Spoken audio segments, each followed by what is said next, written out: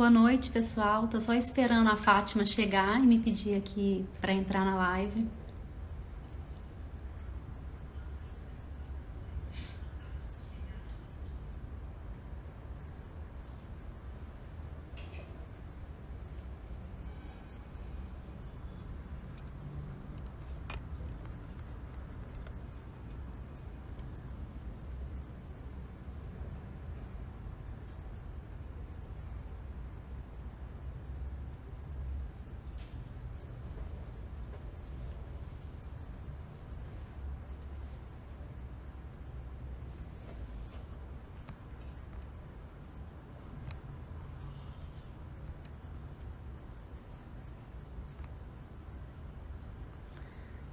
Eu acho que ela ainda não entrou, ainda não tô visualizando ela.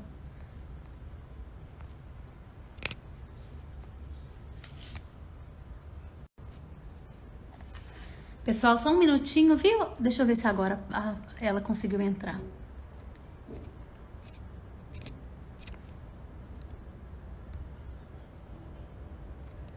Ainda não. E vão chamar ela, mas... Não, eu até chamei ela, Ela entrou mas... aí, ó. Ah, isso. Fátima, agora você entrou, isso. Agora acho que deu. Já tá conectando. Daqui a pouquinho ela entra. Oi, Fátima. Olá, Vanessa, até que enfim, hein? Até que enfim, é um momento de frio na barriga, né? Como que Mas você tá? o acerto tecnológico também tem que dar o desconto, né? E como que você tá, Fátima? Tudo bem? Tô bem, graças a Deus, né? Que bom. 5 meses em pandemia, né? Sim. Vivendo a pandemia recolhida, confinada. Mas eu Tô já estou bem. dando umas escapadinhas, ó, Ah, que vez bom. por outra, Que com bom. todo o protocolo que tem que seguir, né? Sim, que bom. Ô, Fátima, eu não sei se você sabe o tanto que você é querida, mas quando eu anunciei essa live, como eu recebi retorno das pessoas, olha que bom, que lembrança boa. Muitas pessoas. Que Muitas bom. pessoas mesmo lembraram e agradeceram, sabe? Falaram que legal, que bacana. Só para você Que saber como bom, que você é querida e as fico pessoas muito sentem feliz. saudade. Então eu vou pedir para você se apresentar. Bom, fala um pouquinho do seu currículo, né? Nossa, difícil, isso é muito difícil. Eu preferia que você fizesse isso, porque para mim, eu vou só, enfim, boa noite para quem está nos acompanhando. Meu nome é Fátima Pinto Coelho e o que mais que eu posso falar? Sou Você mãe de forma um filho só. Você me filho? perguntou se eu tenho vários, um só, que Sim. vale por vários. E, enfim, e a vida inteira tive perto e vivi a arte. Não só depois que eu abri a galeria, ou enfim, outras coisas, mas a minha família toda é muito ligada à arte. Ah, que bom. Os seus pais colecionavam? Não, Ou eles eram artistas? não. É o seguinte, a minha família tem uma ligação maior com a música. Eu tenho uma irmã pianista, um irmão flautista, é diplomata, mas é flautista formado Uhum. em flauta Profissional. transversa. Transverso. Está nos acompanhando em Portugal. Olha que bacana. E Eu uma tenho um irmã, marido de uma amiga também que é. Ele chama é? Fábio. Olha lá. Marido da Clarice. Então, um beijo. Um beijo para todos os flautistas. Isso. E uma irmã maestrina. Então, Que bacana. desde menina, eu vivi uma casa com muita música, com muita arte. E sem medo, sabe? Porque aquela coisa de arte, você não vai para o lado da arte, não, porque a arte não dá dinheiro. Meu Uhum. pai era médico, mas não tinha esse clima em casa. Porque a Uhum. família do meu pai sempre foi muito ligada à arte. Meu pai sempre teve um respeito muito grande e gostava muito. E a minha mãe, por assimilação também ela pintou quando jovem. Então, eu vivi nesse clima. Você imagina, o coral da UEE, que foi a semente do Ars Nova, a minha mãe cedeu a casa dela para os ensaios. Você imagina o que era receber? Com 8 filhos, ela abria a sala dela para 30 pessoas, algo em torno disso, para poder fazer o ensaio, ainda na época com o Maestro Magnani, e posteriormente com o que veio a ser meu cunhado, Carlos Alberto Pinto Fonseca. Então, eu vivi nesse meio de muita música. Agora, como que eu cheguei nas artes plásticas, eu não sei se você vai perguntar. Vou deixar. Eu vou perguntar, sim. Então, faz a pergunta. Isso. Vamos lá. Eu queria que você contasse para a gente o porquê que você abriu uma galeria, né? O que te levou para esse caminho? Por que você escolheu fazer artes plásticas? Bom, isso aí exatamente. A minha família, como eu estou dizendo, não era muito ligada a esse ramo vamos dizer, especificamente das artes plásticas. Mas o meu primeiro marido, que foi um dos primeiros namorados meus e tal, né? Ele era de uma família muito conhecida de escritores e pessoas muito ligadas. O avô dele era muito ligado à arte, que é o escritor velho, o antigo, né? Porque tem o novo, o meu ex-marido chama Aníbal Machado Hermeto. O avô dele era o Aníbal Machado, escritor. E a casa do Aníbal era uma casa de encontro. Lá acontecia todo sábado, assim como era também na casa do Plínio Doyle, os sábados de encontros de literatura, e sempre tinha os artistas juntos. Então, logo depois que eu o conheci, ele começou a me introduzir. Primeiro que a casa dele tinha muito Guignard, tinha Portinari, tinha Cícero Dias, tinha um monte de artistas maravilhosos, obras, né? E depois eu, frequentando o Rio, não só a casa não, o avô dele já havia falecido, mas da viúva, ainda conhecia a biblioteca maravilhosa dele, e onde você abria os livros assim, sacudia, e caía desenho de Fujita, desenho de Antônio Bandeira, desenho caía dos livros, caíam dos livros. E nas paredes tinham obras maravilhosas. Dali ele virou um colecionador também, por paixão, e eu comecei a frequentar os leilões do Rio. Eu digo do Rio porque especificamente os leilões da Petite Galerie. Então eu tive do Franco Terranova. Eu tive condição de participar, um privilégio, né? De leilões maravilhosos na época. E ele tinha uma coleção linda de guilds. Isso era quando, Fátima? Isso era década... década de 70. 70? Isso. 70. Né? E nessa paixão que era início, né? Eu resolvi fazer a Escola Guignard. Eu entrei para a Escola Guignard. Isso foi em 1970. Eu conheci em 69. Então, em 70, eu já estava na Guignard. E coincide aí com um período muito interessante. Eu acho que chega a ser uma sorte minha. Porque em 70, nós já havia tido no Rio, em 65, aquela exposição maravilhosa no MAN, o Opinião 65, onde os artistas estavam veladamente, com uma linguagem velada, apresentando aquele momento, né? E em Belo Horizonte houve uma maravilhosa, uma verdadeira revolução, que foi a exposição do Corpo à Terra no Palácio das Artes. Quer dizer, a exposição acontecia no plano, na rua, né? Na grande galeria do Palácio das Artes, e nós estávamos, porque a Guignard nessa época era no porão do Palácio das Artes. Então, em cima estava acontecendo essa exposição maravilhosa e nós estávamos embaixo, no porão.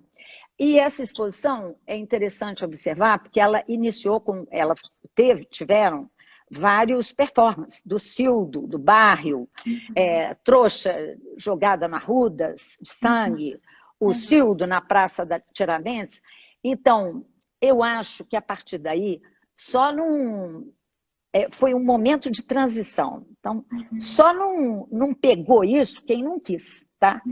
Ou quem não teve sensibilidade, estou falando quem estava dentro da escola, Eu Aham. não estou dizendo quem estava na rua, ou Sim, sim. muita gente. Eu estou dizendo quem estava estudando belas artes não, não captou isso, porque, não sei, é difícil, porque era velado, mas era muito óbvio. Uhum. E eu acho que também nessa época tinha um grupo na Guinhar muito interessante, que eram os irmãos Helt, o Jorge Helt e a Thaís Helt. E logo em seguida eu fiquei muito chegada com a Thaís, e em paralelo à Escola Guinhar, quer dizer, a gente fez uma amizade muito grande. Uhum. Falo sobre isso daqui a pouco. Com o Uhum. passar dos primeiros anos de escola, quando chegou naquele momento de fazer opção, eu já tinha tido oportunidade de me testar na gravura, na lito, que é uma cozinha, todo mundo sabe disso, é uma coisa muito complicada, e eu sou muito agitada, aquilo não servia para mim. Fiz, gostei, mas não era a minha praia.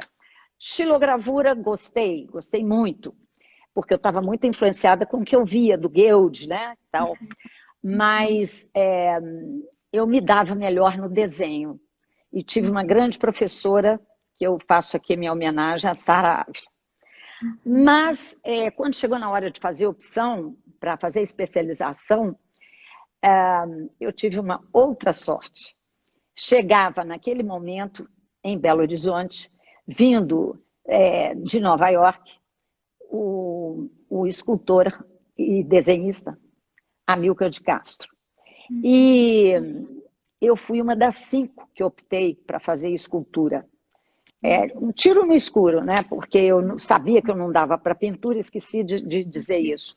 Eu fiz tentativas, mas eu descobri que eu amava a cor, mas eu não tinha jeito para a cor. Então, eu fiz a opção para a escultura. E tive uma sorte danada, porque o início do trabalho com a Amílcar foi muito forte, e me dei muito bem com ele. Então, praticamente durante 2 anos, e daí para frente, durante anos, ele foi o meu maior professor. Uhum. Ah, que Né? maravilhoso, né? Que maravilhoso. E aí você saiu da faculdade já com essa intenção de abrir a galeria. Então, não saí não. Tem uma coisa, eu frequentava a Guinhar, mas eu frequentava uma outra universidade muito importante, em paralelo, uma universidade que chamava UPA, Universidade Poliabrangente. Isto Aham. mesmo. Essa universidade poliabrangente funcionava na garagem de um dos integrantes, lógico, o fundador, que era o Allen Roscoe da Cunha, que morava na Avenida Amazonas. Essa universidade tinha, assim, nós éramos talvez uns 5, 6, tinha chamada, entendeu? Chamada de Olha. presença, e lá, a Universidade Poliabrangente, você pode imaginar, com uma luz meio difusa, uma prensa de litografia, e alguns livros, porque não tinha, tem que lembrar que não tinha internet, não tinha nada disso. A gente folheava livros, discutia sobre artistas, lia pensamentos de filósofos, conversava fiado, escutava música. E dessa universidade que não tinha diploma, algo parecido com o Decopelli, né? A gente saiu com uma formação maravilhosa, porque além da Guinhar, que nos dava a parte, né, não só prática, como também acadêmica, nesse lugar a gente tinha liberdade de discutir. Tanto é que daí saiu a Thaís para o 5º salão universitário, né, com uma instalação enorme de papaventos, que, evidentemente, o performance começou na ida para a Avenida Antônio Carlos, com o Allen, com o primeiro jipe dele, dirigindo, e os papaventos voando, e eu ajudei a Thaís nesse trabalho, que ela entrou no salão, no 5º salão universitário. Em recíproca, o Allen e a Thaís me ajudaram quando eu entrei com eles, eles fizeram parte da instalação e eu, da montagem, e eu entrei com o poema de Catas Altas do Mato Dentro na Bienal Internacional de São Paulo. Isso foi no ano de 1977. Então, a formação, é lógico que essa história da UPA é engraçada, mas vale a pena porque lá se aprendeu muito. Haja visto, eu estou contando dois eventos importantes que a Thaís participou, que eu participei, que o Allen participou. Que bacana. Quantas grandes empresas hoje não começaram numa garagem, né, Fátima? Não é? Então, é isso. E disso tudo ficou para nós um ensinamento maravilhoso do Amilcar, que era sempre voltar à origem. Cuidar de olhar para o mais simples e ver a beleza na simplicidade.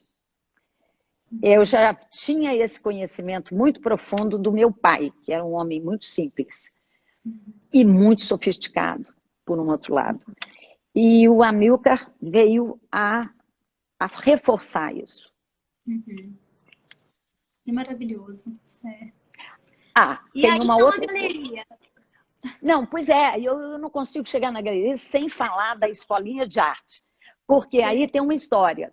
Em 79, eu viajando para Israel, fui visitar um museu na cidade de Tel Aviv, doado, a grande maioria das obras doada por aquela senhora Helena Rubinstein.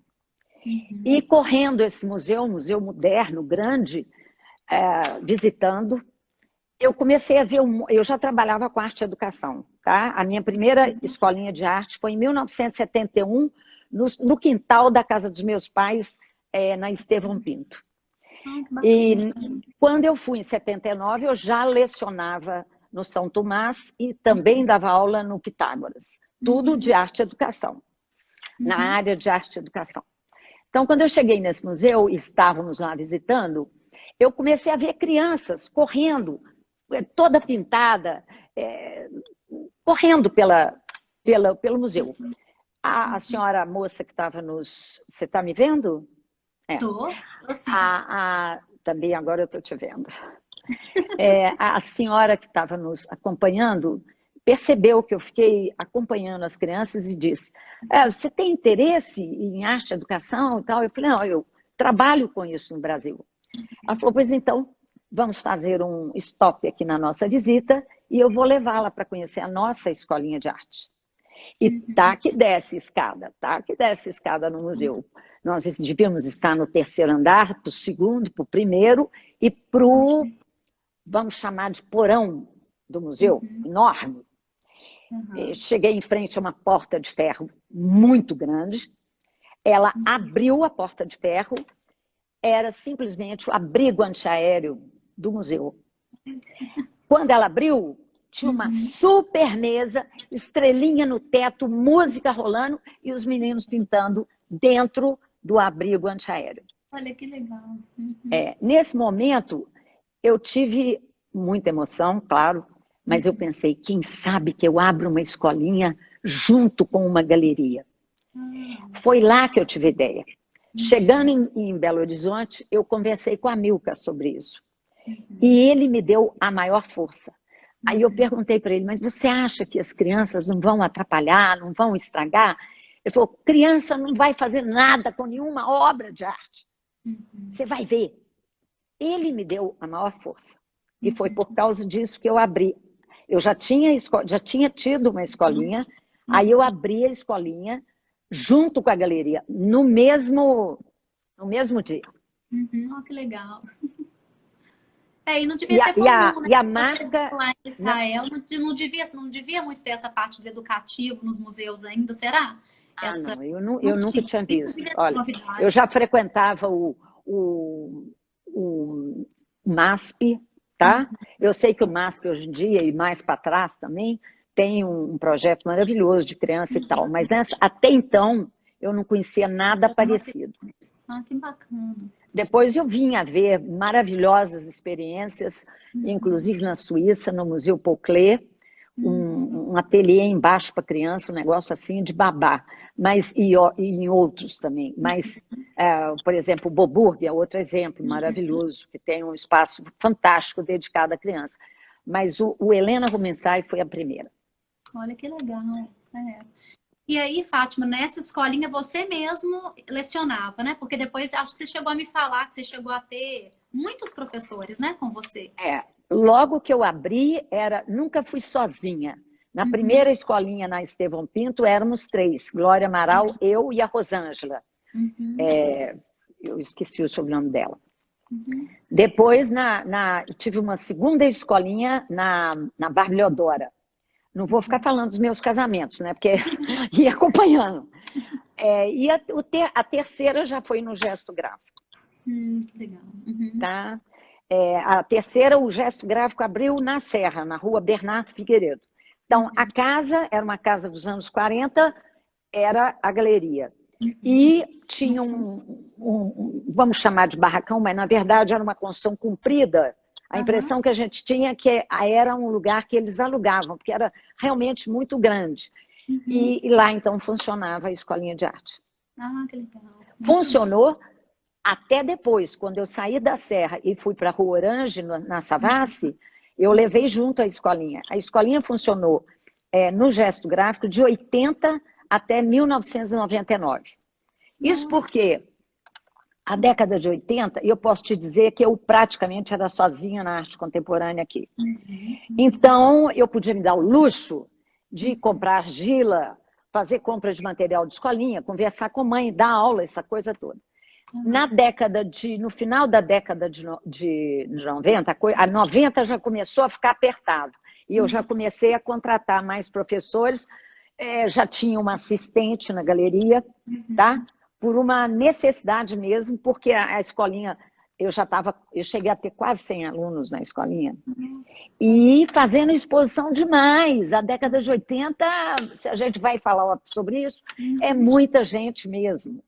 Então... Fátima, só uma pergunta, você já começou com esse mercado de primário, né? De arte contemporânea. Você não começou primeiro no secundário e depois... Não, em momento algum, porque aí é facílimo de te responder, Vanessa. Com a formação que eu tive, que foi a do Amilcar, eu não tinha a menor condição de voltar para trás. Aliás, eu nem passei por isso, entendeu? Eu conheci os grandes através de livros, através de estudo e através de museu, de visita. Mas a minha cabeça, a minha formação, vamos dizer, já era concreta, já não tinha como, já era outro. Então, eu já comecei como galeria contemporânea e acreditando nisso. E como que era sobreviver? Aqui já tinha, por exemplo, você falou que tinha esse colecionador, que você frequentava muito a casa dele, mas como que era você construir esse público, esses novos colecionadores, né? Olha, eu vou te responder. Na inauguração do Gesto Gráfico ficou a primeira exposição de escultura do Amilcar no Brasil. Que abriu com o Amilcar? Abri. Agosto de 1980. É a primeira exposição de escultura dele no Brasil. Entrou um senhor que era dono da Arte Livros. Ele se chamava Samuel Kogan, ou Kugan, não sei. E eu não conhecia pessoalmente, eu conhecia só de visitar a livraria e vê-lo, mas não assim de conversa. Ele chegou perto de mim, eu na época tinha 29 anos, ele disse assim para mim: menina, você vai comer muito capim com o que você está expondo. Essa foi a minha primeira senha de computador, capim. E realmente eu comi capim, porque nós não tínhamos colecionador, realmente não tinha mesmo, sabe? Você tinha pessoas que gostavam de arte. Eu posso te dizer que as primeiras vendas foram para Gilberto Chateaubriand, que me comprou a Amilcar, que me comprou Ângelo Marzano, foram para Thomas Kohn, do Rio, o grande galerista Thomas Kohn, que também comprou a Amilcar na minha mão, para depois expor a Amilcar. Uhum. E foi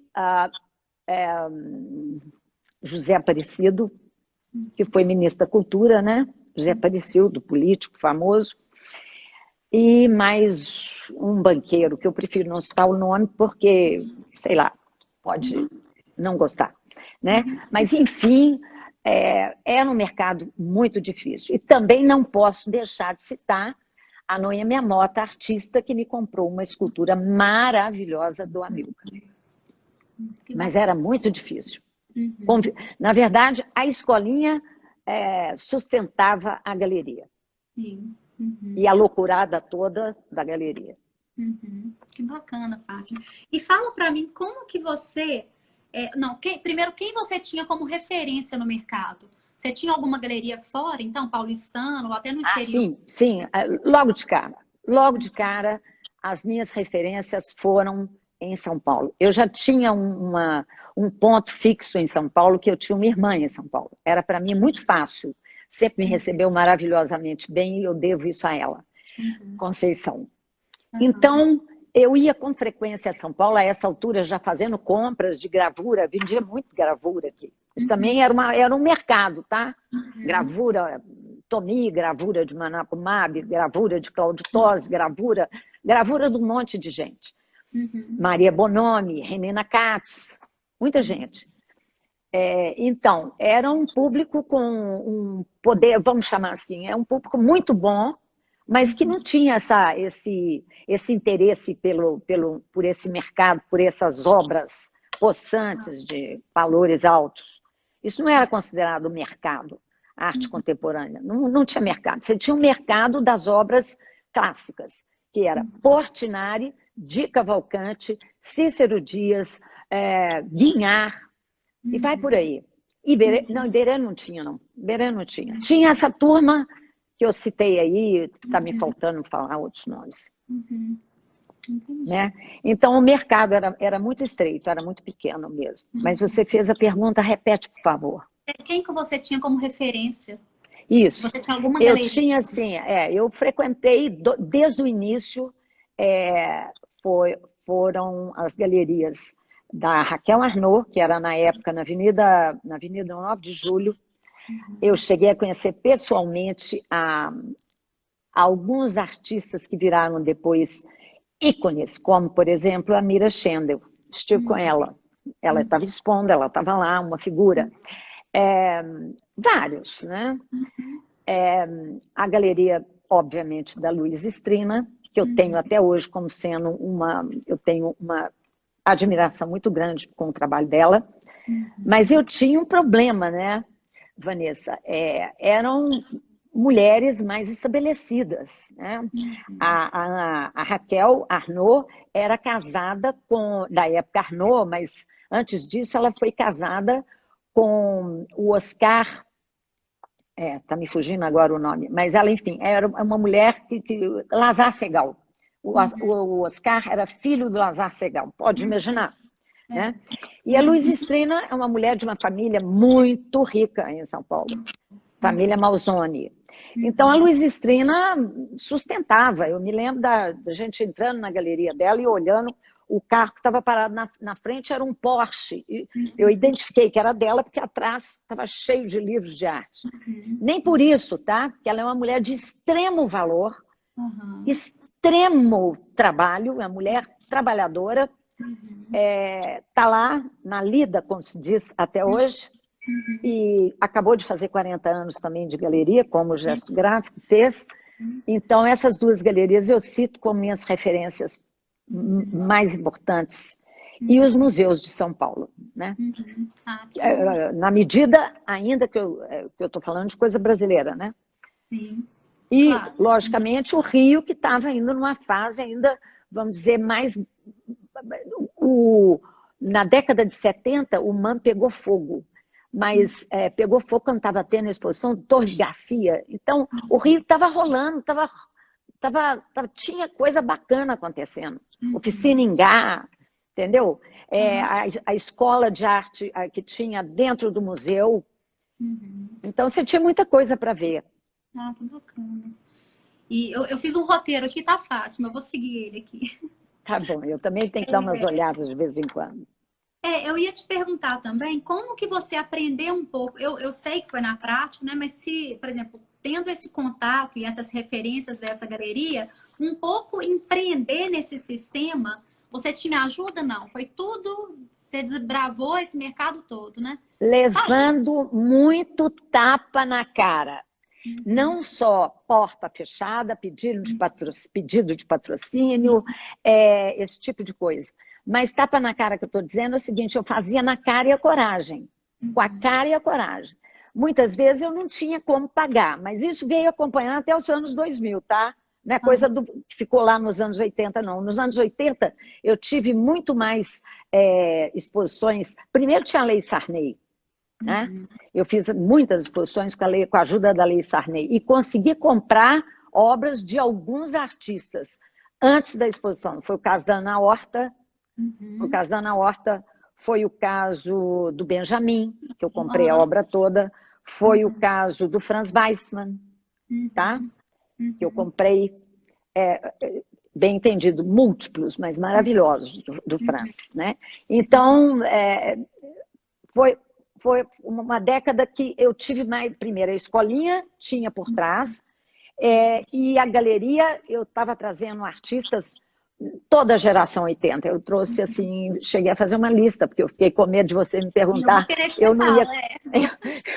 Eu não Ô, tenho como Fátima, lembrar de até uma todo mundo. curiosidade minha, assim, então tinha-se esse intuito de representação, ou era esse mercado mesmo? O artista vinha, topava uma exposição, se você comprasse o acervo dele, ou pelo menos bancasse a produção das obras, tinha, porque Não, hoje, muitas vezes, nós não, pegamos... não. Se acontecesse isso, foi porque aconteceu, foi uma sorte. Um momento de sorte, porque, na verdade, poucas foram as vezes, eu citei agora uns 3 exemplos, Franz, Benjamin e Ana Horta, mas poucas foram as vezes que eu tive condição de comprar as obras. A grande maioria das vezes vinha em consignação e era isso aí. Mas você E, representava o artista. Era sim, essa a consciência, sim, né, de sim. E não representação. tinha não, essa coisa de representação aconteceu já nos anos 90, veja bem. Ninguém queria saber dessas pessoas, desses artistas, entendeu? A Amilcar nos Entendi. anos 80, fica meio absurdo eu falar isso, mas era uma elite muito pequena, pessoal ligado à literatura e ao jornalismo, por causa Sim. da revolução gráfica que ele fez no Jornal do Brasil. Tirando isso, eu tive, posso te dizer que se eu fizer um dia um livro que eu tenho vontade de fazer sobre a história do gesto e tudo que aconteceu no gesto, né? Eu tenho que contar essa história no dia seguinte, 2 dias depois, sei lá, no dia seguinte da abertura da exposição do Amilcar, saiu numa coluna importante do Estado de Minas o seguinte: o colunista estava fora e tinha uma pessoa assinando por ele. Subi a serra, porque a galeria era na serra, para ver rabiscos. Sabe lá o que é isso? Eu subi a serra para ver rabiscos. Isso aconteceu no jornal Estado de Minas, importantíssimo, e uma coluna importantíssima, porque ela era muito lida e havia crédito, né? Mas, enfim, isso acontecia. E não foi só a exposição do Amilcar que teve esse tipo de reação. Mas o importante é que durante os anos 80, aconteceu com a geração 80, já estou passando para os artistas, mas com a geração 80, eu vou finalizar, porque senão posso atrapalhar a sua pergunta. Com a geração 80, houve realmente um carnaval, no bom sentido, uma alegria, uma explosão de cores. Foi junto com a política, né? Foi com a redemocratização. Então, esse boom, essa alegria, reverberou no mercado. E parece que acenderam as luzes, tá? E a partir daí começou essa coisa que você perguntou. Eu represento, tal galeria representa, motivo pelo qual eu tive que pôr outros professores para dar aula, para eu poder me dedicar mais à galeria. Porque eu comecei a ter, vamos dizer, como é que chama isso? competição Entendi. positiva, tá? Competição extremamente positiva, porque a competição te faz trabalhar mais. Mas eu estou Concorrência, dizendo, né? eu comecei a ter, eu senti que se eu ficasse só cuidando da escolinha, eu ia perder o outro lado. Importante contar uma coisa que é bacana. Na minha primeira escolinha de arte, aquela que eu abri em 71, eu tive como aluna uma grande artista, que faz muita questão de dizer isso, porque ela fala que eu abri a visão dela, o caminho da arte. Rosângela Renaud. Olha, que bacana, que legal. Eu tenho muitos estilistas, né? E Porque fala da você sua não... lista, Fátima, a lista que você escreveu dos Ah, artistas. tá. Isso é Mas importante. só terminando essa coisa de escolinha, porque na escolinha eu não tinha nenhuma pretensão de formar artista. Eu queria sensibilizar os alunos para o mundo. Eu costumava dizer, e costumo dizer, um aluno sensibilizado pela arte, seja música, seja literatura, seja artes plásticas, tá? Ele vai conseguir fazer uma bela redação. Ele vai enxergar a vida com outros olhos. Isso é o objetivo da arte. Sim, com certeza. Então, os artistas, vamos a eles. Vamos fazer a lista. Bom, eu já comecei com um dos maiores, né? O Amilcar. Mas da geração 80, Aí o Nuno, tô vendo o Nuno aí atrás, né, Fátima? Não é aqui são 2 desenhos do Nuno. do É. Nuno? Uhum. Eu tô Mas com eu dois estou aqui ainda na também, geração... em homenagem a você, olha lá, ó. Ah lá, eu tenho um desse aqui também. Esses de metal eu tenho aqui também, mas está do outro E o lado. Amilcar ali, ó. Coloquei ali, também em homenagem a você. Obrigada, obrigada. Vanessa, geração 80 ainda o Nuno não aparece. Nós temos, que eu expus, né? Ana Horta, Isaura Pena, Ângelo Marzano, grande artista, Beatriz Milhazes, Beatriz foi em coletiva, Daniel Senise na coletiva dos 10 anos da galeria, Leonilson foi individual, maravilhosa. Ele também participou da coletiva de 10 anos. Leda Catunda, Todos aí. um minutinho. O Bruno, eu vou ficar mais perto, caiu aqui. Falta de uso. Então, nós estamos na Leda Catunda, não foi? Sim. Leonilson, com uma exposição maravilhosa. Você está me ouvindo bem? Estou te ouvindo Voltei. bem. Leda Catunda, Esther Grinspo, Hilton Berredo, João Magalhães, Mário Azevedo, Maurício Bentes. Esses participaram de Como Vai Você, geração 80. Todos eles expuseram no gesto gráfico. Se for pegar o núcleo construtivista, o núcleo dos modernos, você tem, além, obviamente, do Amilcar, você tem o Franz também, que eu expus. Fora desse núcleo construtivista, eu expus Arthur Luiz Pisa, que morava em Paris, fiz uma exposição maravilhosa dele. Tomi Otaki, a maior flor que eu conheci em termos de pintora.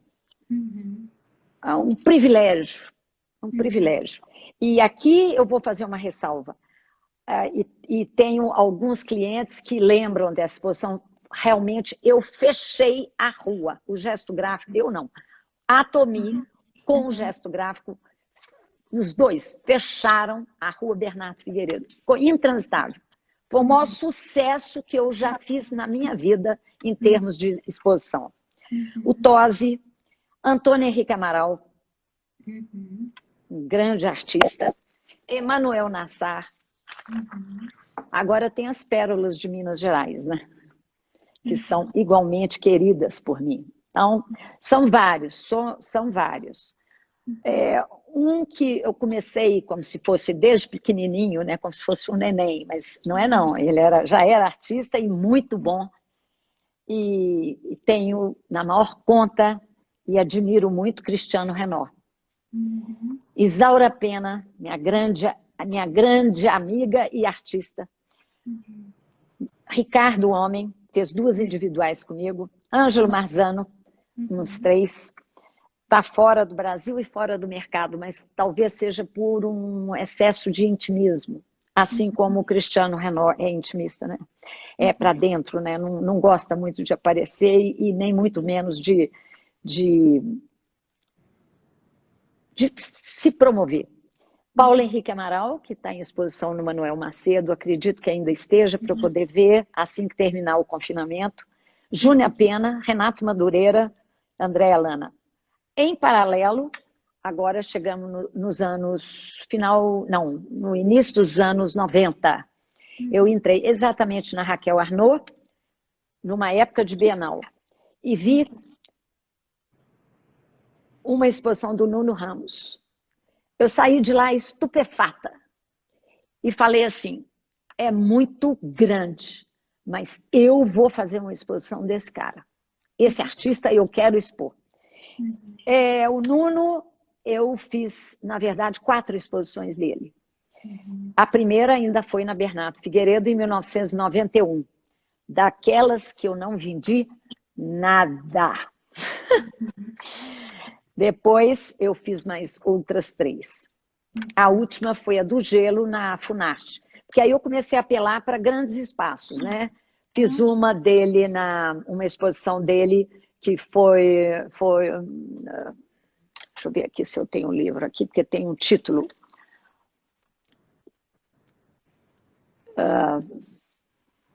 A dos instrumentos. Alguém podia me ajudar, porque também para lembrar tudo... É a minha mãe comentando que ela quer um rabisco de todos, eu também quero. Quer o rabisco? Ih, acho que travou. Vamos esperar um pouquinho.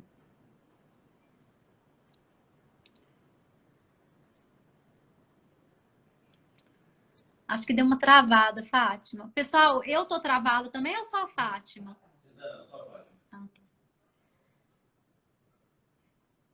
Ixi. E aí você me pede autorização de novo. Isso, exato. Vamos ver aqui.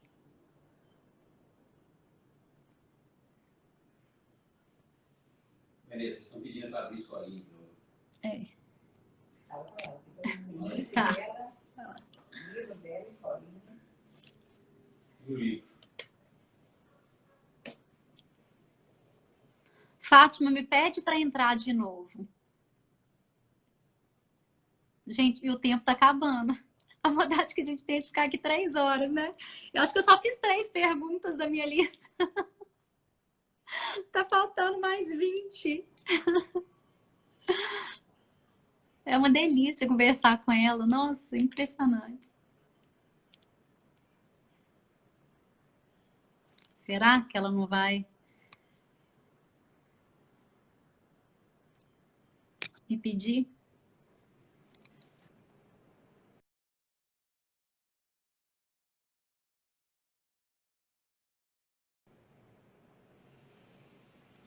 Então acho que eu vou fazer isso. Estão me dando ideia aqui. Eu vou desligar essa live e vou começar outra. Aí talvez ela apareça, tá?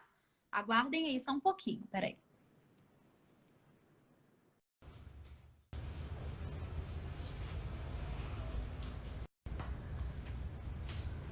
Ah, Fátima entrou aí, ó.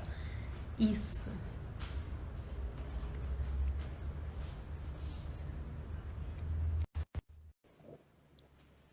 Ela tá entrando, viu, pessoal? Façamos. Ei, Fátima. Oi, prazer em te vê-la. Isso acontece. Isso acontece. Você ia pegar um livro. Nós estávamos na casa, no nono. Então, eu fiz a instalação, eu custei para lembrar o nome, porque era um dos instrumentos.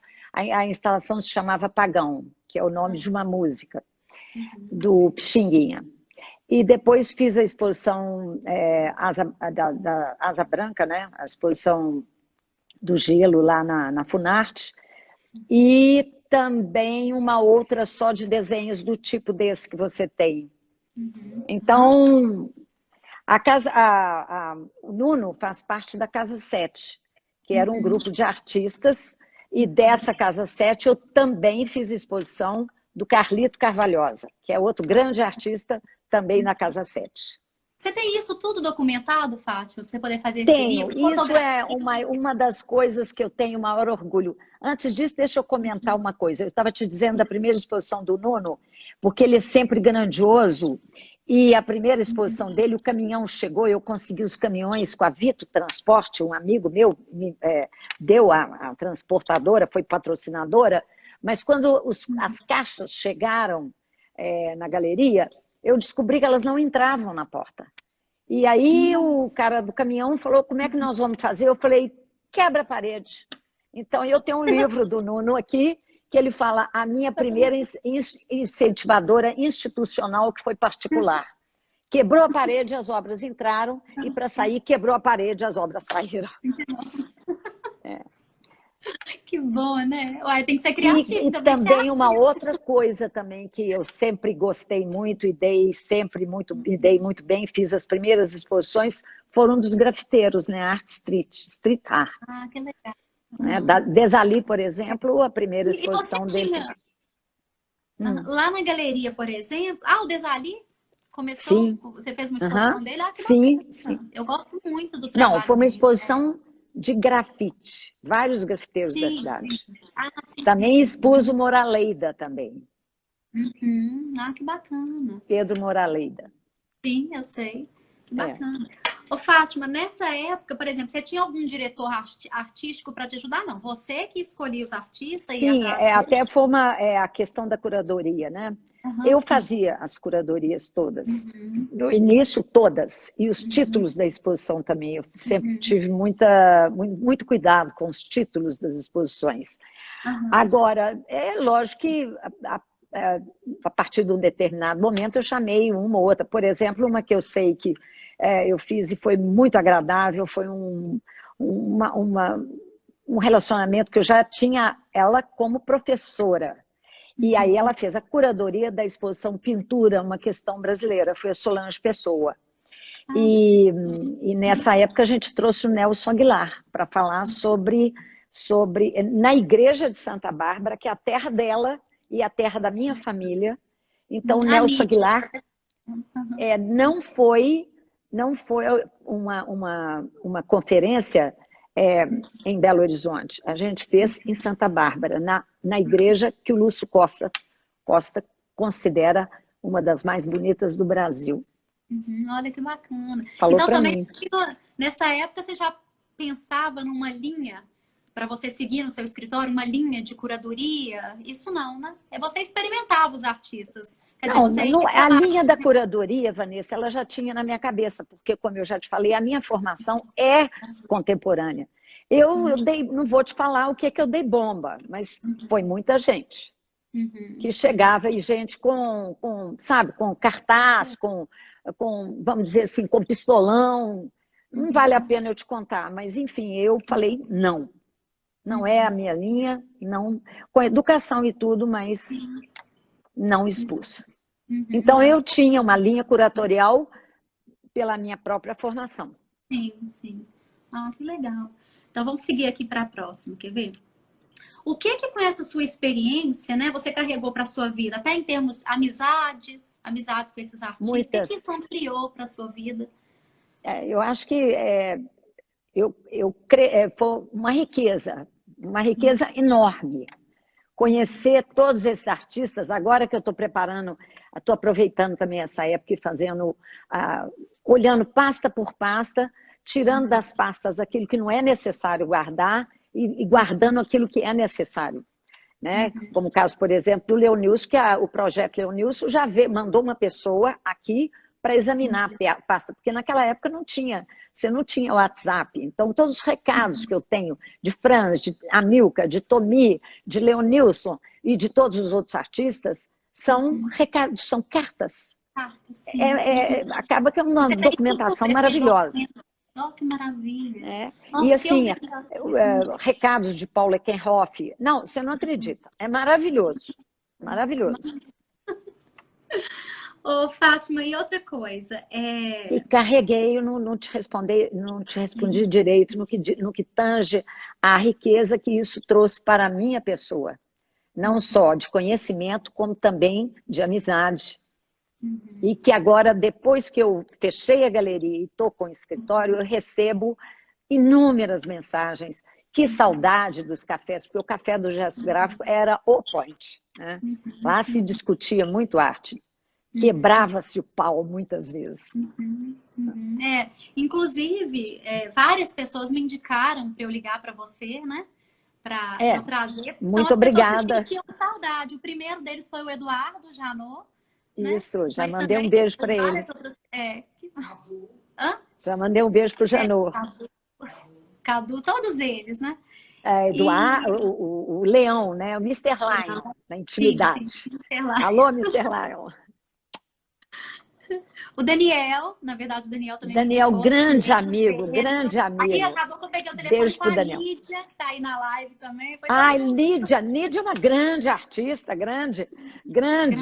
Gosto demais do trabalho dela. Não só do trabalho dela, como também da pessoa dela, da filha dela, do marido dela. São todos amigos. Que bom. E eu fico imaginando assim, eu queria ter sido essa pessoa que confiei no seu trabalho na década de 80. Se eu tivesse comprado uma obrinha de cada exposição dessa que você estava aí, minha filha, quem era eu? Você nasceu, você me disse, a primeira vez que a gente 80. se falou, você nasceu exatamente no ano que eu abri a galeria. Então, nós temos aí um delay de 29 anos. Isso. Eu nasci em outubro, logo depois que você abriu. Você tava... Logo depois, Logo depois. Você fez a exposição do Amilcar e naquela época, quanto tempo você deixava de exposição? Você fazia quantas exposições? Sempre um mês. A década de 80, e principalmente mais pro final, tiveram exposições que eu fiquei incrédula. Duraram só uma semana, porque tinha outra em seguida. Uma loucura.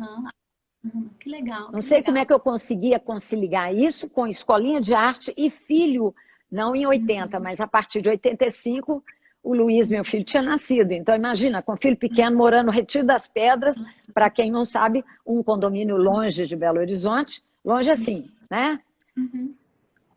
Distante. Hoje a gente já nem acha mais, a gente já acostumou com essas distâncias e hoje pois já mas só que tem agora o problema do congestionamento, que na época não tinha, não era tão. A estrada era ruim, não era duplicada, mas era muito ruim. Né? E você falou comigo que seu filho cresceu nesse ambiente, hoje ele ama, né, Fátima? Ele é um grande apreciador de arte, um grande. Bom, não veio trabalhar comigo, quase, né? Teve aquele momento assim, mas ele saiu para o outro lado. Né? Ele é diplomata. Ah, mas que bom, que maravilha. E qual que é o conselho, quer ver? Eu queria perguntar, qual que é o conselho que você dá para novos colecionadores? Não sei se hoje, acredito que é um pouco diferente as coisas, mas o que você gostaria de colocar para a gente e para os novos colecionadores? Bom, na década de, vamos chamar, na primeira década do ano 2000, né? Nós já estamos na segunda, apareceu no Gesto Gráfico, começamos a ter um grupo mais jovem, né? Porque o colecionador antigamente eram os senhores de idade que colecionavam. Quando eu era menina, eu lembro o tio Santiago, americano Freire, que colecionava Guignard, né? A Leda Gontijo, que morava perto da casa dos meus pais, que tinha o teto da casa pintada por Guignard, eram os senhores mais velhos. Agora, na década do ano 2000, na década de 2000, começou a geração jovem a querer investir em arte, né? Quer dizer, comprar gostando, mas querendo aprender para poder investir. Então, você pediu um conselho? Sim. Eu vou dar. Em primeiro lugar, que sejam todos muito bem-vindos. É uma viagem.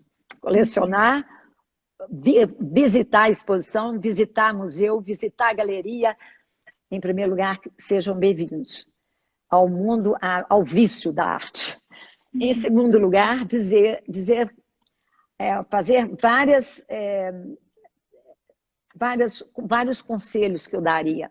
O primeiro deles, antes de comprar, em primeiro lugar, escute, veja, estude bastante. Vá em muitas exposições. Eu sei que agora nós estamos vivendo um momento que nada disso é possível, Mas, se Deus quiser, a gente vai poder sair disso. E ainda que estejamos confinados, aproveite para ler sobre a vida e obra dos grandes artistas. Aproveita para ver os filmes que têm passado na área cultural. Veja, entre nos museus virtualmente, tenta aprender bastante. Acho que frequentar feira é importante, sim, mas não só as feiras brasileiras. É muito importante visitar as feiras internacionais, porque elas cresceram muito. Acredito que agora vai ter uma diminuição considerável, mas a Feira de Basel é alguma coisa de espetacular. Quer dizer, aquele momento, Feira Arte. Eu até ia te fazer uma pergunta, já que você entrou nas feiras, só que tem a ver com esse link. Naquela época já tinha um pouco essa preocupação com a internacionalização dos nossos artistas? Você já tinha, Não, por exemplo, não. essa mentalidade? Era de todo Era mais impossível. Isso regional começou ou nacional? no início dos anos 90, com a introdução da internet, quando o artista começou a fazer o elo direto com a fonte, e já, às vezes, sem galerista, entendeu? E nós temos aí um exemplo típico disso, com muita competência, que é a Rivane Neuschwander, né, que foi morar em Londres, e estourou. Então, não vou nem falar de Beatriz Milhares, não vou falar de Adriana Varejão, enfim, todos esses, porque isso aconteceu na década de 90, e de 90 só foi aumentando, né? Mas voltando aos colecionadores, eu diria também que é muito importante que eles escutem, as pessoas escolham. Não precisa ser um Marchand, podem ser 2, 3, um de São Paulo, um do Rio, um daqui, mas escutem. Marchand, galerista, trabalha muito. E é uma pessoa que tem que se dedicar muito ao trabalho. Então, assim, escolhe aquele que você acha que você confia e ouça os conselhos. Mas não é para comprar só na mão dele, não é isso. É para ouvir os conselhos e tirar a sua própria conclusão, visitando muitos museus, visitando galerias fora, visitando as feiras e visitando as bienais. Não só a Bienal de São Paulo, que é maravilhosa, já teve épocas melhores, mas se Deus quiser vai voltar. E Bienal de Veneza, gente, aquilo lá é um espetáculo.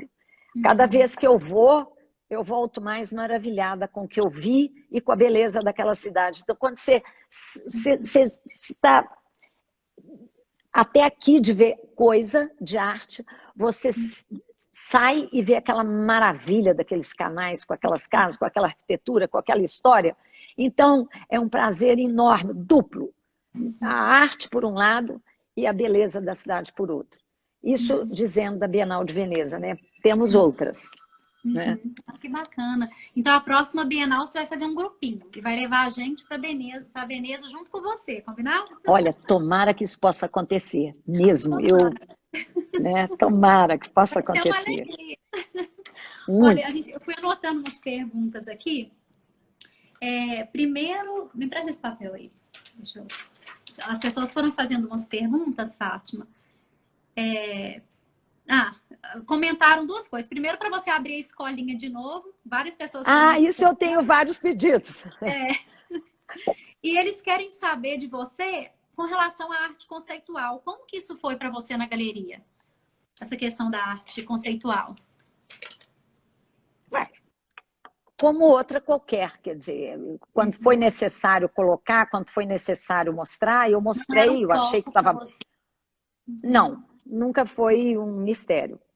Né? Eu já tive algumas exposições que marcaram bastante, como, por exemplo, do Lúcio Miranda, que ele pôs a bandeira, chamava-se Periculum in Mora, que vinha a ser perigo na demora. É uma lei, eu não sou advogada, mas enfim, é um apelo que tem, que você pode fazer, que aquilo aconteceu porque houve demora. Então, é o perigo na demora. Periculum in Mora. Ele pegou a galeria e fez a bandeira mineira, onde tem Libertas quae será tamen, ele pôs periculum e mora. Onde é branco, ele pôs tudo de queijo, e onde é vermelho, ele pôs de goiabada. E colocou 15 ratos comendo isso durante 15 dias. Você já pensou você viver numa galeria?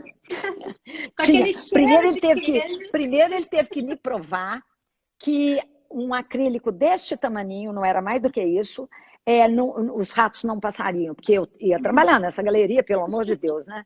Então, todo dia a faxineira chegava e contava. Não, Fátima, tem os 15 ratos estão aqui. Então, beleza, vou poder trabalhar. Mas, no final, foi um problema, porque tinha um cheiro, assim, forte. Não pensa você que era um cheiro. Era o queijo, a goiabada foi azedando. Então, a gente trabalhava, fomos precursoras, com máscaras. Eu entrava e saía com máscara. E só que no último dia, o artista foi para... Ele morava já na Espanha, não me lembro, para Barcelona e tal, e a irmã dele que ficou de recolher. E ficou tudo certo, acertado, as pessoas que iam recolher a goiabada, afinal, os ratos resistiram, tá? Só um que morreu na última noite. Então, porque eles se fartaram de comer goiabada com queijo, né? E então, o último dia da exposição era um sábado, e eu ia receber um cliente, tinha uma outra sala que chamava Sala do Colecionador, eu ia receber o cliente lá. E a moça, eu até lembro o nome dela, a faxineira, Nadir, vestiu uma bota de borracha e começou a recolher, e fez um saco de 100, outro saco, porque com aquele lixo atômico. E, de repente, eu estava lá visitando, eu estava com o cliente lá, era um diplomata de fora, chegou a assistente e falou, com licença, Fátima, preciso falar com você. Eu pedi licença, o que foi? A gente está ligando, mas não tem ninguém para recolher o lixo. Eu falei, como assim? Ela falou, não tem ninguém para recolher o lixo, nós não podemos deixar na frente do prédio, porque alguém pode passar, ver que é goiabada e querer comer. E aquilo estava com 15 ratos em cima, era lixo atômico. E não podia pôr no fundo, porque ia dar problema, porque a galeria tinha uma área externa. E agora, o que faz? Eu pensei, depois que o cliente saiu, eu forrei meu carro com não sei quantos cobertores, que eram de carregar quadro, que lógico, depois foram para o lixo. Coloquei aqueles sacos e fui para a irmã do artista, falou, vai para o lixo hospitalar. Aí foi tudo avisado, né? Câmbio. Chegamos lá, eles abriram o portão. O incrível foi eu e essa faxineira dentro do carro, com máscara naquela, isso foi 90 e tantos. E parando no sinal, tinha um jogo do Atlético e do Cruzeiro, e o pessoal fazendo aquela zona nos bares, e vendo duas ETs de máscara com uma coisa atrás que devia ser alguma coisa que ninguém sabia o que era. Foi em 80, né? Típico da década de 80. Não, isso foi ano 90. Mas isso foi um caso, um case. Bastante, né? E a obra então, assim, não era vendável, né? Como que fazia com isso? Depois não era não. Como você vai vender, né? Mas isso aí, de alguma forma, depois tinha um desdobramento? Essa arte dele, né? Que foi uma arte conceitual. Um artista que eu considero muito bom. Eu não acompanhei, tá? Ele mora fora do Brasil, foi para a Espanha, nunca mais voltou. Mas eu conheci quando eu fui fazer uma avaliação a convite do professor Nemer na UFMG. E desde o início eu gostei do desenho dele. E eu comecei a representar o artista, o Lúcio Miranda, e depois ele propôs essa exposição para mim. E eu viajei. Eu queria saber se essa exposição depois teve algum desdobramento, né? Para ter um objeto vendável. O desdobramento foi o lixo atômico e as pessoas que ficaram um pouco horrorizadas com a exposição, mas foi uma bela exposição. Eu tive presença de muitos juízes e advogados, foram lá para ver o periculo em mora, e, aliás, acabou sendo um periculo na demora, né? Teve uma pergunta aqui, Fátima, que foi do Leão, a gente até falou dele agora. Qual que é a sua opinião sobre a Ana Horta? eu gosto muito do trabalho dela. A minha opinião é a seguinte, a Ana é uma pena total que não está entre nós, porque era uma artista para ter um... Primeiro, ela era, além de ser uma grande artista, com uma pintura, com uma técnica maravilhosa, com a massa, a matéria dela belíssima, a Ana era muito petulante, no bom sentido. Ela era uma pessoa... Ela chegou, me contaram isso, que uma vez ela chegou na Folha, no estado de São Paulo, com o release dela, chegou lá e falou, a notícia hoje sou eu. Ela era petulante, ela era uma mulher que, com certeza, uma artista, para falar a verdade, que com certeza hoje ela estaria no patamar mais alto da pintura brasileira. Mas não teve essa chance, né? Morreu muito jovem. E se comparar ela com Guile, tá? Só como efeito de geração 80, eu não vejo nenhuma diferença de qualidade. Pelo contrário, eu acho que a Ana Horta tinha uma pintura mais bonita. Esta é a minha opinião. E um beijo pro Leão. Vamos ver o que mais aqui. E como que você tem visto as feiras online? Ah, não, a gente já comentou. Ah, não, online não. Você não, comentou online não. É importante ir. Você tem acompanhado essas feiras online? Eu acompanhei, a última que eu acompanhei foi a feira de Lisboa, a Arco Lisboa. Né? Mas assim, eu não tenho muita... Primeiro, eu não sou tecnológica. Segundo, que ficar vendo. Então, eu fui direto nas galerias que eu gosto. Não sei se eu fiz bem, mas eu fui direto nas galerias que eu gosto lá. De Lisboa, não só de Lisboa, como as da Espanha, que a gente acompanha. E vi. Gostei, mas não é a mesma coisa, né? Não é a mesma coisa. A feira, além do... Ela tem um clima, ela tem uma emoção, de repente você vira uma esquina e fala, nó, que coisa linda. Aí você vai olhar o nome da galeria e você fala, também é aquela galeria italiana, tinha que ser, ó, o Pennone maravilhoso. Então, você vai assim se emocionando a cada stand que você vê, coisas belíssimas, né? E também pessoas fantásticas. Isso, exatamente. Né? Os Uma encontros, vez... né, Fátima? Nossa, posso contar um casinho rápido? Claro. Passei numa galeria inglesa. Até meia-noite, eu desligo e ligo live. Passei numa galeria, não me lembro o nome dela, não era Serpentine, mas enfim, uma galeria importante de Londres. As obras eram todas assim do nível de 800 mil, $1 milhão e tal. Mas eu vi um quadro concretista lá que eu fiquei completamente apaixonada e não tive aquela, sabe, aquela postura que as pessoas têm. Ali está o galerista, ali está a mesa, sempre com uma flor maravilhosa. Então eu dei a volta, claro que eu tomei cuidado para não encostar em nada e fui para próximo ao quadro, tomando a devida distância, né, para examinar o quadro.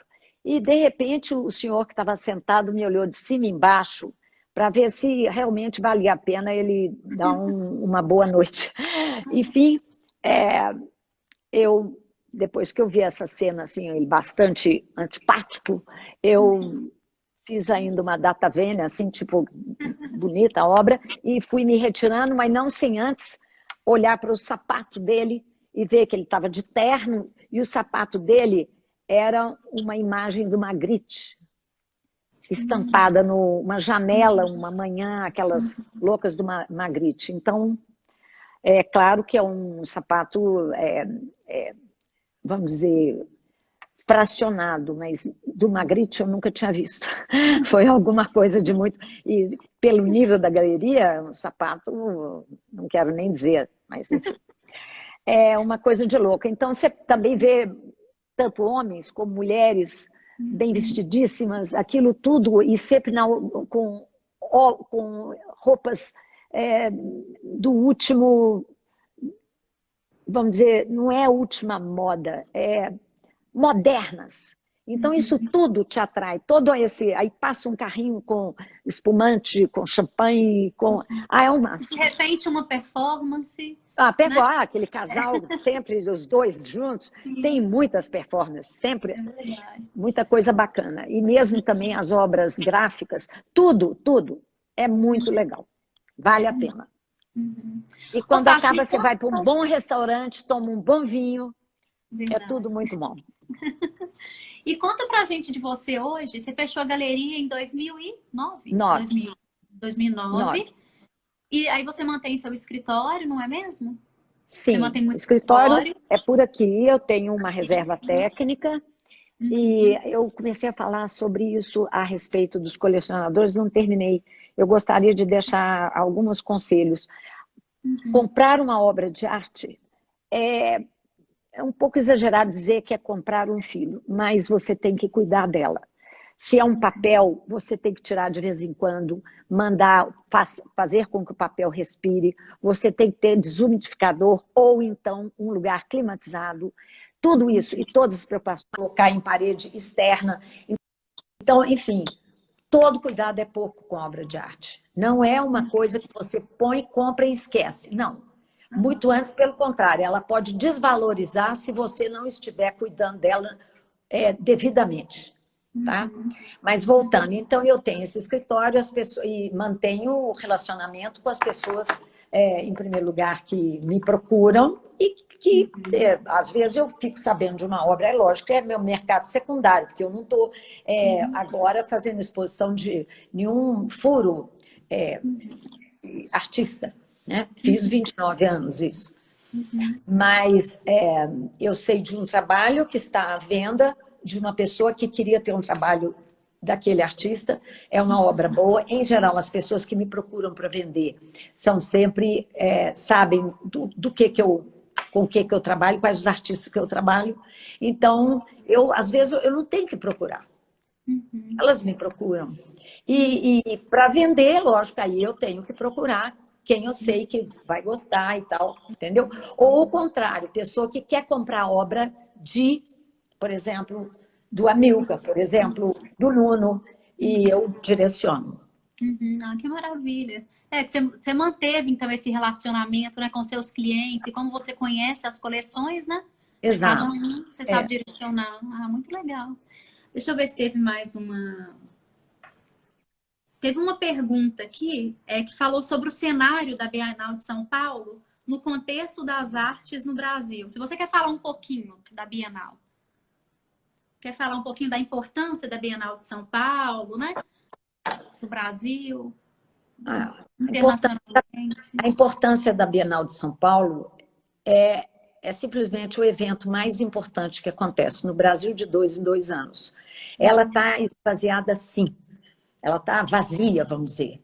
Já até houve a Bienal do Vazio, mas ela começa pelo prédio, que é um acontecimento. Aquele prédio do Niemeyer é um acontecimento. Estar ali já é uma emoção. Eu, então, que participei da Bienal e vivi aquilo naqueles momentos de abertura, antes de abrir, é uma coisa muito emocionante. A cada vez que eu entro na Bienal, eu me renovo. Ainda que eu veja coisas, é lógico, você tem que fazer uma seleção, não é tudo que você gosta. Mas é um lugar para se aprender. Que Eu bacana. nunca deixei de aprender na Bienal. Nem O na legal... Bienal. tá. Não, teve uma pessoa aqui, Fátima, Antônio Lessa, que o pediu Lessa. para você contar... O pediu para você contar da doação do Amilcar para o Pau Alvorada. Alvorada, sim. Eu recebi, na época, o Lessa estava terminando uma reforma deslumbrante que foi feita no Alvorada. Isso foi no final do ano de 2018. E foi feito um pedido, foi feito esse pedido, o Lessa, que eu conversasse com a família se era possível a família doar uma escultura do Amilcar para o Palácio da Alvorada. Eu disse a ele, se fosse por mim, já estava lá, porque é estranho... Desculpa, gente, eu falei, esse PAL aí era Palácio. Desculpa. Palácio Alvorada. Sim. Então, um palácio que tem o Sesquiate, né, lá, mas o Amilcar não tinha. Eu fui até a Ana Maria, me disse que ia estar nos seguindo. Fui à Ana Maria, ao Rodrigo e ao filho da Ana Maria, que atualmente está responsável pelo Instituto, no dia a dia, o Léo, e falei, olha, eu recebi esse pedido, quero passar para a família, mas junto um apelo, porque é o nosso palácio, o Palácio do Presidente, Que lindo. Aham. que eu tenho verdadeira paixão e eu gostaria muito de ajudar. E a família aceitou, fomos, a escultura foi doada, e a época era o Temer, fomos convidados a ir a Brasília para conhecer o palácio, ver a escultura, onde ela foi colocada bem na entrada da biblioteca, assim, não na entrada, mas próxima à biblioteca, no mezanino. Foi uma viagem, além de ser uma viagem, conhecer o Alvorada. Que bacana. É o Que ponto lindo. alto do Niemeyer. A gente tem aqui uma joia, que é a Pampulha, né? Mas o Palácio Alvorada, com aquela perspectiva do altiplano ali, é uma coisa que nós temos que ter o maior orgulho. Verdade. Foi muito bonito. Ô, Fátima, tem uma pessoa aqui perguntando qual o conselho que você dá para novos artistas? Qual o conselho que eu dou para novos artistas? O mesmo que eu acho que sempre existiu e que vai continuar prevalecendo para ad eterno. Ah, e ele completa assim, ó, que não tem acesso a expor em galerias. Ah, sim, ele está mais especificamente nisso. Eu estou lá querendo dizer que o artista ele tem que ser muito humilde para sempre, né? Eu acho que o artista, por exemplo, um exemplo maravilhoso que nós temos é o Franz, a humildade, né? Já era um monstro que era e era uma pessoa humílima. Então, humildade na conta certa, né? E uma certa coragem também na conta certa. O exemplo oposto seria a Ana Horta dizendo que era notícia. Tem que estar nesse contraponto, mas regado por muita sensibilidade. Se ele conseguir isso, ele vai ser, com certeza, escolhido pela melhor galeria que tiver na cidade dele. Tá? É o Juarez.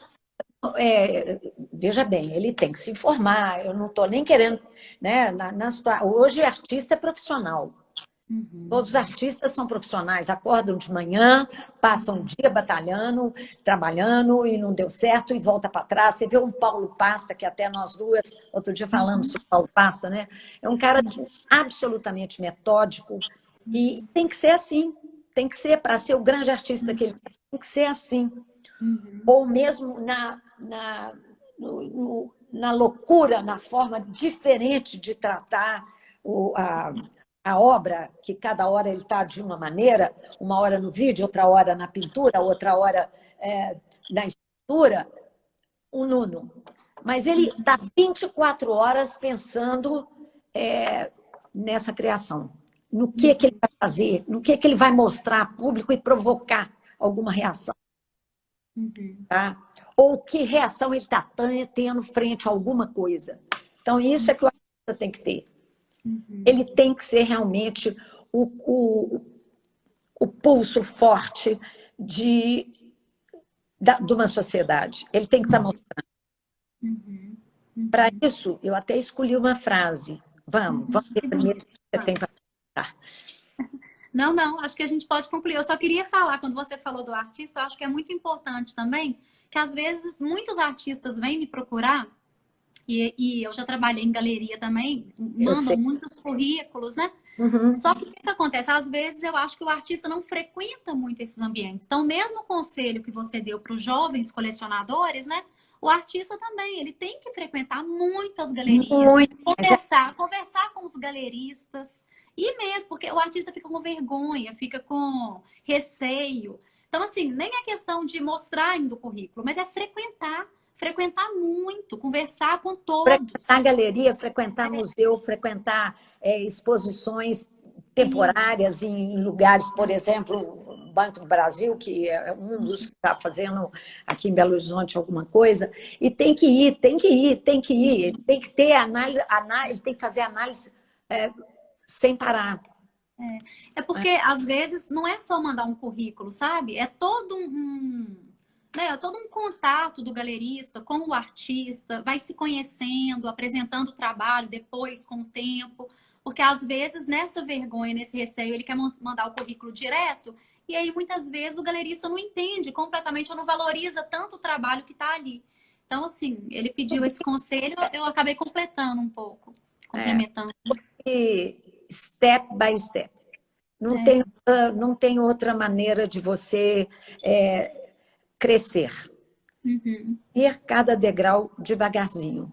Ontem eu conversei com uma artista que eu gosto muito, é minha amiga, e também já expôs no Gesto Gráfico, a Andréa Lana, e ela disse, eu estou aprendendo no confinamento a dar mais tempo para fazer cada trabalho meu.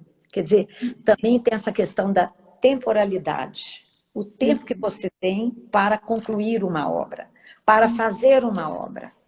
Isso tem que... Não tem a pressa. A pressa é inimiga da perfeição, no bom sentido. Porque ninguém quer obra perfeita. Não existe. Mas é isso, não tenha pressa. Ô, Fátima, que privilégio. Agradeço imensamente de coração. Pudera eu ter convivido com você todos esses anos. Estou às ordens. Mas a gente ainda tem tempo. Deixa eu terminar o serviço, a revolução que eu estou fazendo aqui no escritório com relação a essa nova montagem das pastas. São 137 pastas para olhar. Fizemos 25 ainda. Faltam Olha, te agradeço imensamente, viu? Muito obrigada. A Bienal de Veneza continua de pé, tá? De pé. Conte comigo, pode. Muito obrigada. Quer concluir com a sua frase? Quero. Eu quero dizer o seguinte, às vezes a gente tem muita tristeza com Belo Horizonte. Fica triste. A gente vê praça que não é cuidada. Eu não vou nem falar de problema social, porque isso aí é enorme. Essa frase diz isso também, mas é uma cidade que tem... Né, a gente ficou assim, torcendo para o museu dar certo, a presença da Priscila Freire, maravilhosa na frente, o museu deu aquela arrancada, depois caiu de novo no ostracismo. Então, a gente vai ficando muito triste, porque vai perdendo os pontos de referência. Vamos pensar em antes da pandemia. Agora, na pandemia, não tem nem como, né? As exposições que estão fechadas. Mas você vê o próprio Palácio das Artes, que eu citei essa exposição maravilhosa do Corpo à Terra, já tiveram outras boas, mas também lá vai, assim, candembemente, e por aí vai. Eu queria lembrar uma frase que tem no livro de Albert Camus, por coincidência, o livro chama A Peste. Uma cidade se conhece pela maneira como as pessoas moram, trabalham, amam e morrem. Isso é muito sério e eu não quero com isso deixar nenhum clima astral ruim. Eu quero só pensar que nós todos precisamos lutar. Eu acho que eu fiz a minha parte e se me chamarem, eu estou disposta a fazer mais pela nossa cidade. Porque a gente merece. Que bom. Agradeço imensamente. Né? E quando você precisar também, eu estou às ordens, Vanessa. Muito obrigada. Com certeza eu vou precisar. Agora viramos amigas, inseparáveis. Isso. Por enquanto, virtual. Virtual, isso mesmo. Fátima, muito obrigada. Um beijo, viu?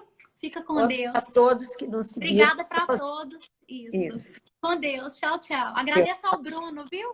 Que foi um amor, super gentil. Salvação aqui. Uma salvação. Obrigada. Tchau, tchau. Com Deus.